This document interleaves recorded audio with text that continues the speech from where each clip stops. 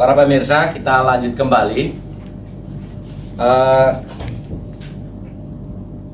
Berbasis melanjutkan jawaban pertanyaan tadi, sedikit ya. Kita ulas, memang di negara kita perundang-undangannya belum memadai secara optimal untuk mengatur terhadap penyiaran, pengajaran terhadap ideologi-ideologi yang bertentangan dengan Pancasila dan UUD 45. Sebuah tindak kejahatan bisa diproses secara hukum apabila sudah berwujud sebuah perilaku.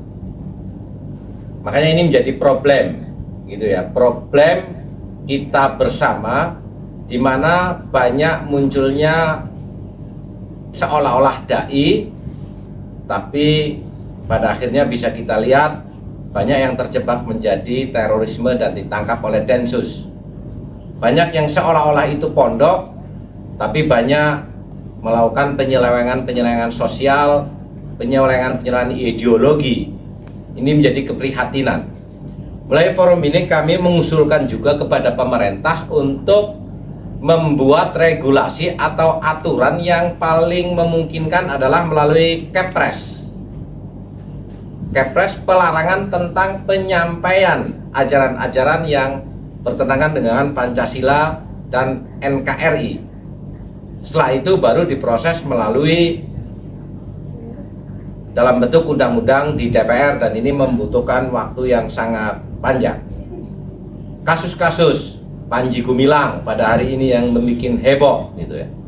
Kasus-kasus di Ngeruki, gitu ya. Tokohnya sebagai gembong teroris. Kasus-kasus yang lainnya, adanya Nun Sewu, rumah-rumah Quran yang seolah-olah itu adalah tahfidz, tapi itu hanya sekedar sebagai sebuah pengumpulan dana, karena pendidikan di tempat kita memungkinkan untuk adanya bayaran, kesanad sambung ilmunya nggak jelas, gitu ya. Ini perlu ada regulasi dari pemerintah untuk adanya pelarangan penyebaran, sehingga tidak sampai merugikan lebih jauh terhadap adanya tindakan-tindakan sesat atau terorisme. Ini yang mungkin menjadi sangat urgen pada hari ini. Para pemirsa, sekali lagi kami merasa perlu menyampaikan apa yang dianggap sebagai Ahlussunnah wal Jamaah, paling tidak 3 poin tadi di awal. Sekali lagi, karena kita jangan sampai tertipu, jangan sampai mempercayai terhadap casing orang per orang yang berforma sebagai dai, yang berforma sebagai ulama, menyebarkan orasi-orasinya. Kita harus kembali ke basic. Kita harus cerdas. Apakah yang mereka sampaikan itu sekedar opini-opini pribadi si dai, atau apa yang mereka sampaikan adalah memang ajaran-ajaran Al-Quran dan Sunnah Rasulullah SAW, berbasis ilmu pengetahuan, berbasis referensi dari ulama-ulama yang berkompeten terhadap persoalan-persoalan agama. Bukankah Rasulullah SAW juga perilakunya sangat sedikit sekali untuk melakukan pidato-pidato? Khutbah atau pidato kita sudah diberi wadah tersendiri setiap hari Jumat sekali, dan ada koridor apa yang harus kita bahas. Bukan menjadi tren semua orang bisa menjadi khotib, bukan menjadi tren ya, semua orang menjadi dai. Sekali lagi, sebelum waktu ini berakhir, kami ulas secara global bahwa Ahlussunnah wal Jamaah itu berbasis sains di dalam memahami Al-Quran, bukan berbasis dogma. Yang kedua, polanya adalah berbasis kitab, ada referensi yang jelas. Dan bukankah ini juga yang dipakai dalam kehidupan pendidikan modern di sekolah-sekolah dan di kampus? Semuanya harus berbasis kitab atau footnote atau referensi. Yang ketiga, Ahlussunnah wal Jamaah membedakan antara urusan agama dengan urusan politik. Tidak bisa dicampur aduk antara politik dan agama, karena ini sangat membahayakan. Orang berani bertaruh nyawa demi agama, sementara kalau salah penempatannya itu adalah persoalan politik, maka yang terjadi adalah nyawa yang sia-sia. Seperti tragedi di KM 50, orang membela organisasi sampai terbunuh. Seperti dalam demo-demo Pilpres yang lalu, orang banyak yang kena gas air mata, banyak yang cedera karena persoalan politik yang mereka anggap sedang memperjuangkan agama. Yang keempat, ada realita, harus kita akui ada realita. Orang-orang yang berpose sebagai dai tapi sesungguhnya dia bukan dai. Dalam istilah kitabnya, wa minha man ghala fil bahsi hatta in harafa anil jaddati.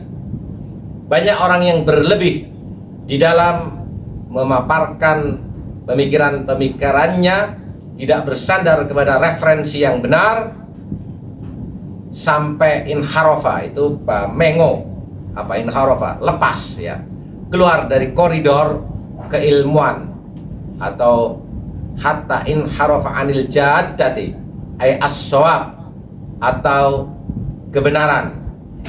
Jadi kita harus hati-hati, bukan kita fobia atau apa, tapi realita manusia tidak semuanya baik.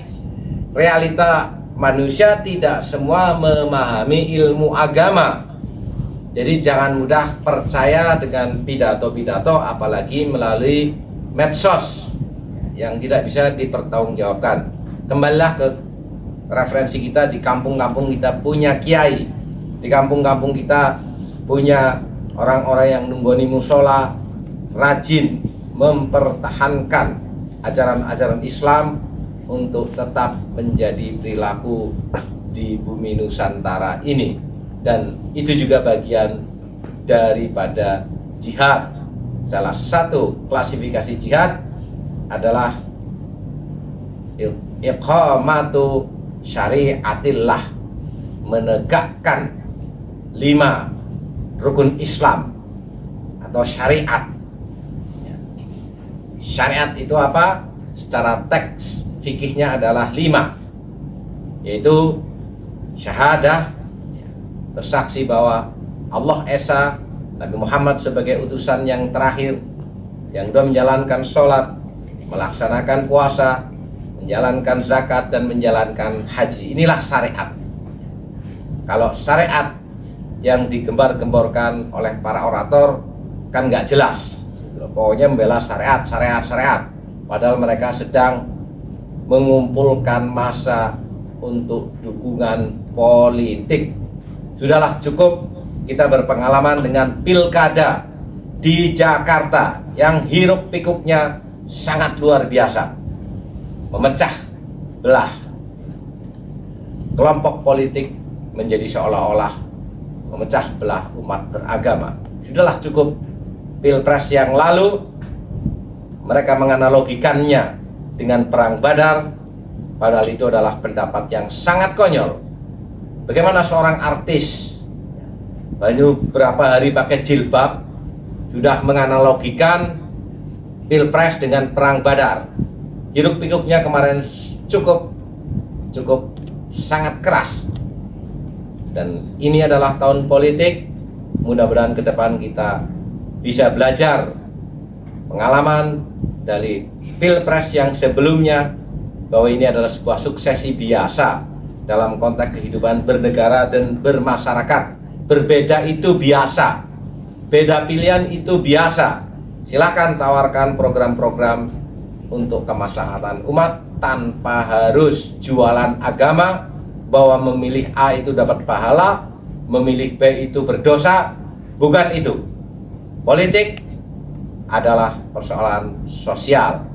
Konsensus nasional itulah yang menjadi pegangan, dan di dalam menjalankan konsensus nasional itulah pula berarti kita sedang menjalankan syariat Islam, sedang menjalankan ajaran agama Islam.